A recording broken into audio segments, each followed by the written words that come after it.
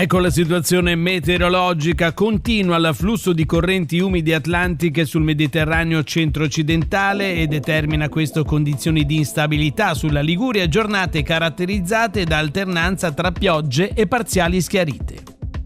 Nel pomeriggio nuvolosità intensa sui versanti padani del settore centrale, mentre in costa il sole rimarrà offuscato da velature e nuvolosità medio-alte. In serata potrebbero esserci piogge intermittenti sull'Imperiese in estensione notturna ai versanti marittimi del Savonese. Venti in rotazione da est e nord-est, specialmente sullo spezzino orientale, con mare stirato sotto costa, molto mosso al largo e temperature massime stazionarie in lieve diminuzione, specialmente sui versanti padani e nel profondo entroterra, ovunque entro i 15 gradi.